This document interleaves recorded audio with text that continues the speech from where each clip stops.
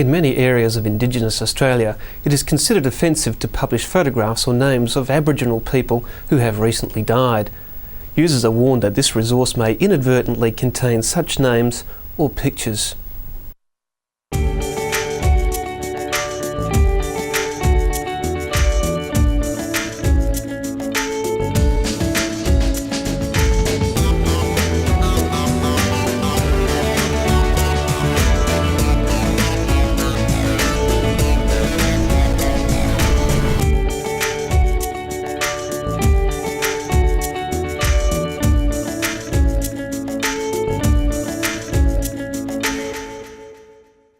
Hello and welcome to Art Talk. My name is Drew Armstrong and thanks for joining us. In this program, Louise and I speak with some Western Australian Indigenous artists who have their work on display at the Moores Building in Fremantle. To give us some idea of how the exhibition started, Louise speaks with the curators, Janey, Dolan and Sharyn Egan.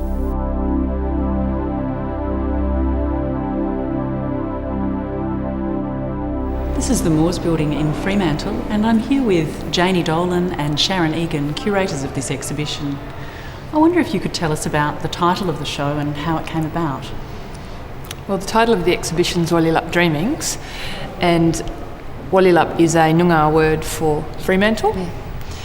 And the exhibition is the latest in a series of projects by the City of Fremantle to explore this story both through community art and community development and also through visual arts practice. We wanted to make sure in doing this exhibition that we were responsive to all the kind of protocols that have emerged over the years about how you work with Indigenous communities, particularly when you're representing their dreaming stories and things like that. So part of that process has been ensuring that we had a Noongar curator involved in the project, ensuring that we had a group of elders that were feeding into the project at all times, and that was a very important role that Sharyn had, was providing a liaison between the project team and the elders group to make sure that we were always on the right path. Are all the artists in the exhibition local people? Yeah, they're all Noongar people from the southwest, and some are from York and Northam, Busselton, Bunbury.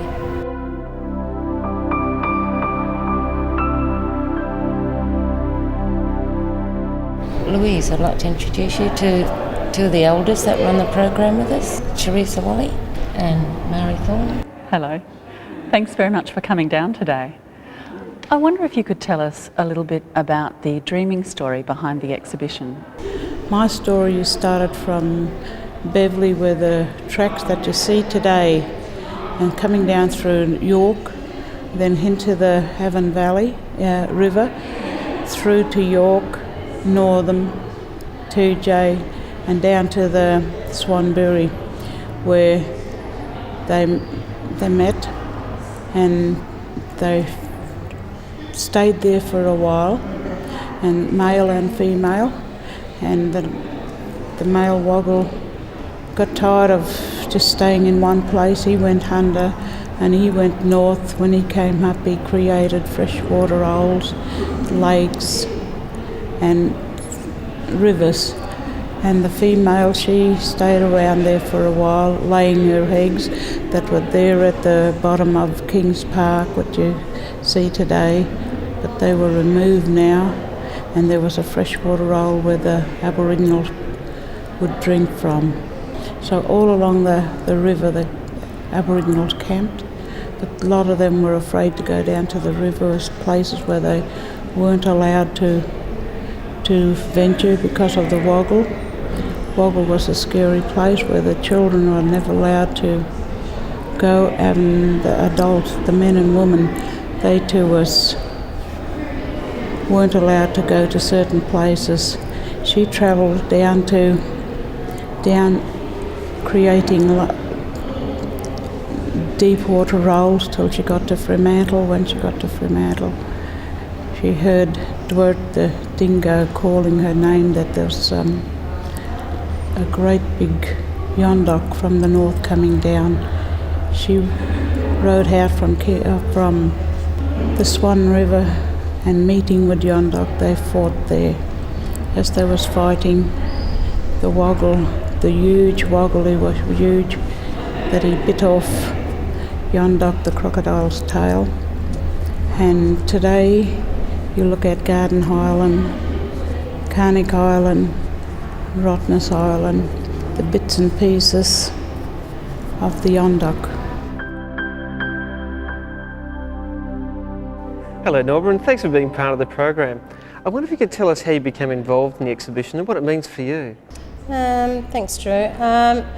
It means a lot to me. I was invited. My people are Yamaji, and my grandfather, he's Noongar. So we've done a lot of family research, and it was really great to be able to be part of this. So I've got the woggle in the river, and these are done with pastels over the top of doing many layers of air gun spray. And over here we've got Rottnest Island. Down here we've got the Garden Island to do with the story, and very faintly you can see the crocodile in this area with no tail. His tail is now across the mouth to stop the salt coming in. The reason I chose to do this in paper, because I was able to tear it up and to put markings as if I've got the markings in the land, and it gave me a feeling of building up the land the same way as what our people would have done to draw, and in the up Yamaji way they use the dots, and but I have used line work because a lot of the down this way don't use the dots, and I love the idea of breaking up the stories as well, and that can also be symbolic of a lot of the stories are broken up over the years, and there's pieces often missing.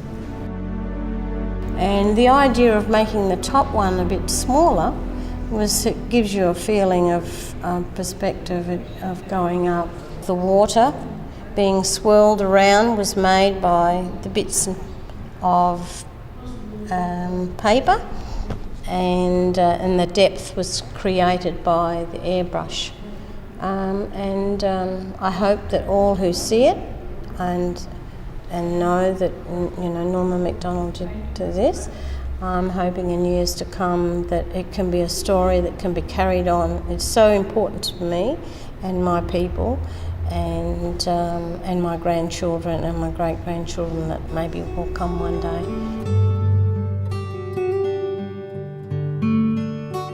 Hello Robyn, and welcome to the program. Hi Drew. Can you tell us how you became involved in the exhibition and what it means for you? I simply got a phone call actually from one of the curators, and would you like to be a part of it? And I was absolutely thrilled. Well, it's an acrylic on canvas, and the whole exhibition, as you know, is about the Woggle dreaming stories. And my interest as an education officer is strongly involved, of course, in how our dreaming stories are portrayed and how they're, I guess, the lack of it in the school education system over the years. So that's what I'm talking about here in this work. And you'll notice here's the Woggle coming up here. And here's like the main part of the story. And he's in the waters, here, the Fremantle waters, and it's all stormy up here. That's referring to creation. This is the school on the book, and it talks about the history of education and our history, like, the written word versus the history of our dreaming. And these here represent our children, and you notice they're all dressed the same, and it talks about how with children, coming from culture and that, and then brought into the school system, and how we were changed and made to be all the same, and all the likeness, so our individuality was taken away. And it talks about assimilation and about moving away from culture and being tried to be assimilated into a white man's way. And if you have a look up in here, in the waters up here, you'll notice like parchments of paper, and they have like words that are kind of faded out, so reflecting of time, once upon a time. Do you think it's just a dream? So sometimes it looks at history, was it real? Did it really happen? And then you've got in here, no dreaming, only fairy tales, and refers to, the things that were taught to, like my nana and my mum and all that at school, and even myself was, all the fairy tales and the dreaming, and, you think about Socrates and all those kind of things. And what happened to our wargle? What happened to our dreaming that we lived in? And then down here, you can see little shadows in the water, and it's like a reflection of the past, kind of calling to these young people. It's like an elder in the water there, and he's by his maya in the tree. It's really subtle. You have to come and have a really good look to see, but he's there. And right over the top, there's a 3-letter word that these whole figures make up, and so I'll show you. That's the S. Okay. And then along here is the I. Turn that one there. And then here is the N. So S-I-N. It refers to sin. And one of the things I find really interesting is that in the Christian concept of a serpent is always referred to something that's evil, something that's, like the Satan side of things, Adam and Eve and the serpent. And I find it really interesting that our wargle, the Creator, has that really beautiful side. And, when you think of the Yarragon and the Fremantle area and the waters, only good feelings and good thoughts come.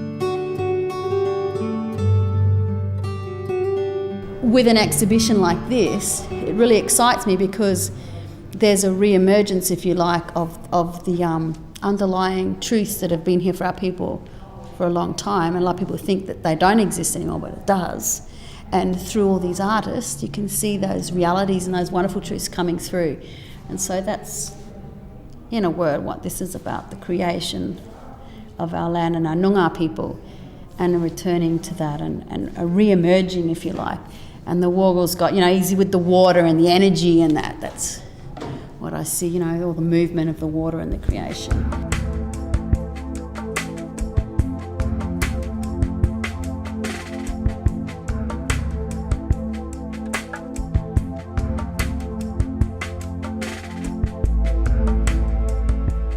I call it Lift the Lid, and it's again referring to education and to the way children were taught in schools. You'll notice that it's a really old desk, the old type of desk. I don't know if you ever sat in one of these kind of ones, but it's got the chair and the desk there. And woven around it is the wargle, and I used recycled things and wire and everything to make him. And over here, you've got like an indentation, like some markings where a child's been. The child's left the desk. The wargle's coming out of the desk. So I don't know if you've ever, like at school, I remember myself lifting the lid on my desk and kind of putting my head underneath it and having all my treasures in there, like having a little bit of a munch on a biscuit or something, So coming out of the desk is the treasure of the wargle. It's being lifted up, it's being taken out. And you'll notice like on the wargle over here is some school material that I recycled, and it refers to, how the snake often loses its skin, takes its skin off and all that. So that's what's that referring to. It's being covered up, it's been, kind of camouflaged, if you like, by school. And now the wargle's coming out and the school image is being left behind, and it's starting to create a life of its own. And coming out of the desk is books. And you'll notice, like 5 fingerprints of hands, like, the deaths are coming out and the truth of that is being told. And there's some little shells here, remnants of the wargle's existence, in a stone representing, the solid foundation of what our culture is about. And in this installation, I've got the Fremantle beach sand, and it's all around. And it talks about having our feet firmly grounded in our culture, returning back to those roots. And so it looks a little strange having a desk stuck on sand, because we usually think of desk in a school environment and on wooden floors or whatever. But here it's been taken and it's been moved into a position with the sands where the wargle would have come from. So that brings it back. And I've placed the wargle, he's come around, he's woven through the desk, and he's resting on the chair now. He's got like the head up here. So it's like I'm here and I'm here to stay.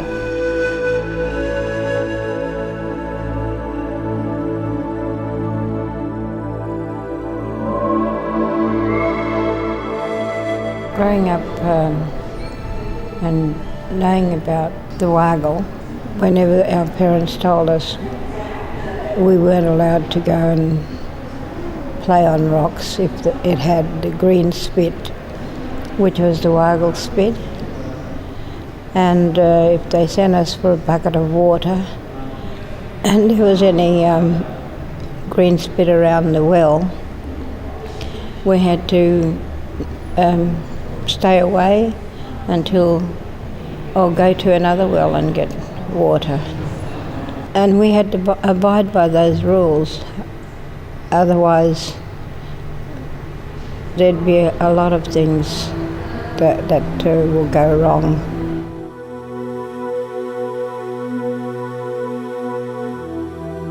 The title of the collage is Confrontation of the Waterways. It talks about the Walyalup dreaming, how the crocodile came down from the north and into Fremantle waters area where he met up with the woggle, the hairy-faced woggle, where they ended up having a confrontation over the sandbar.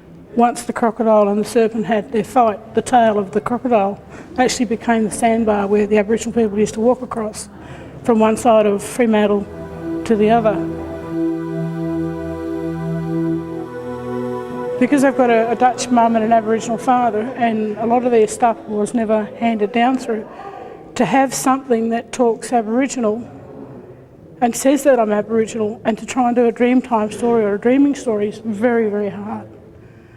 To go from a boat scene to something like this, for a painter and somebody who's in touch with their culture all the time and brought up through their culture, is very, very easy, or they fall into it. But having to come out and make a dreaming story when I do just European stuff or Aboriginal animals and things like that, it's very hard to come in and do this particular type of painting or collage.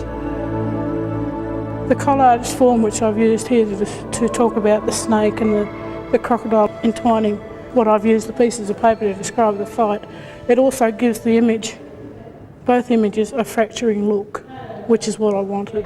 And this is very much, for me, a healing process, but it's also reintroducing the culture that I've never had. It takes me back to my grandfather's connections with people from the north, my grandmother's connections with people from the south. But it also talks about their fractured lives, going through the missions, you know, the removal of the children, stolen children. The fracturing of the images and that with the paper, and that gives it that depth that I'm looking for, and torn characters or bits of paper being torn up. It's like tearing you up. It's like a part of you. You're starting with a piece of picture or a paper or whatever, and it's like being pulled away. You know, you're being pulled away from one piece to the other, and it's like, I suppose, how the Aboriginal people felt when they were being taken away from their parents. So in a lot of my other works that I do, it talks, the tearing of the paper really dawns on that. But in this particular painting, yeah, it's more of a healing process.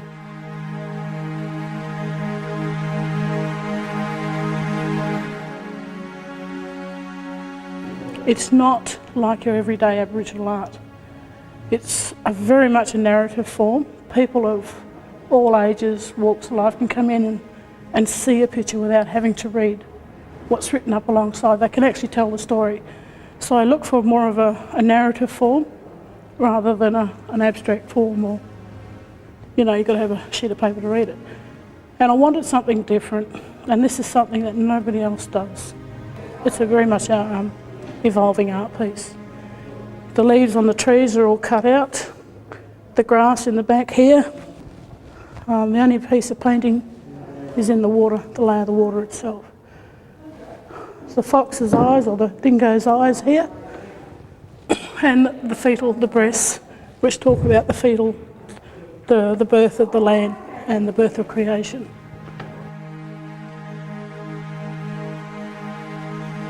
We teach our children because it's been handed down from generation to generation, and we still hand it down to our children, and that's what this story is all about.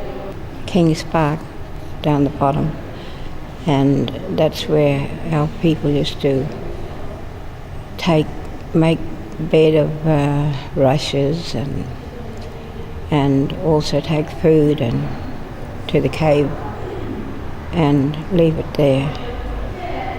Yes, to us, the Wagga was the law. Thanks so very much for that. Thank you. Thank you.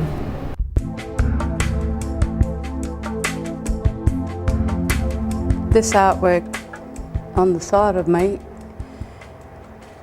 I've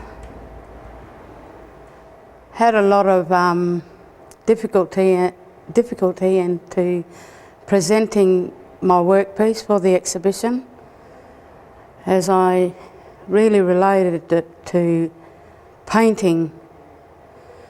And I thought, well, I wanted to change it because I was so interested in working with ceramic, that's terracotta clay.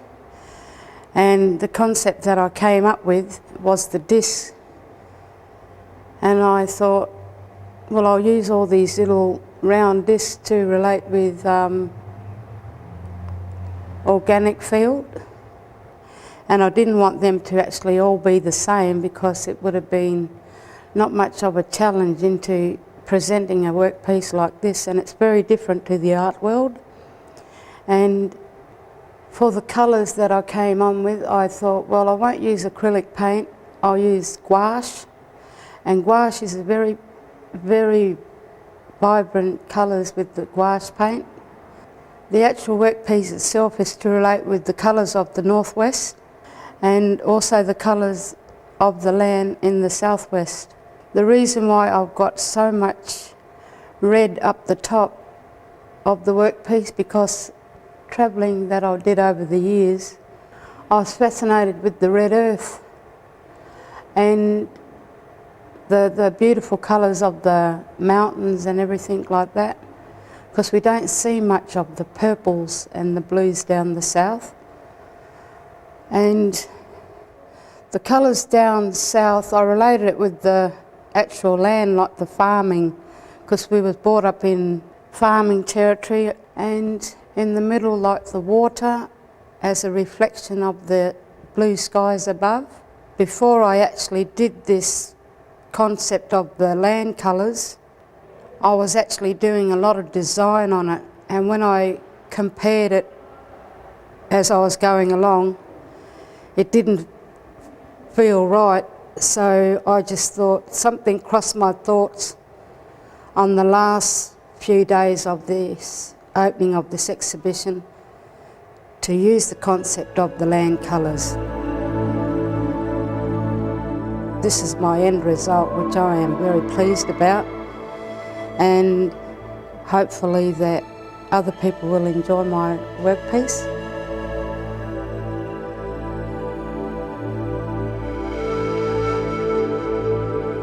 With the amount of work that I put into it, I'm benefiting stage by stage with new concepts coming up.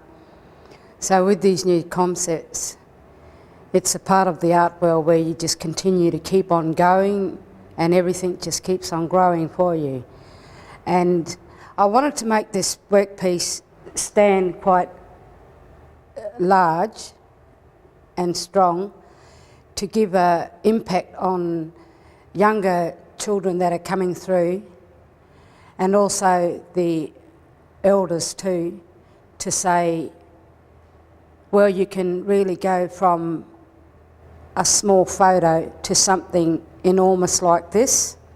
I find it very time consuming because there's a lot of strain on one to do such a bigger scale. You've got to really make it work to get what you want out of something so beautiful as my wargle. And I've made the wargle out of wadding for the stuffing of the filling of the serpent inside. And with the brown material on the top, I actually did that in textiles in my first year of TAFE, which I kept for a special purpose, and I think this is the special purpose where it resulted into. And hopefully it may have a peaceful journey around Western Australia, or the whole of Australia. Thank you.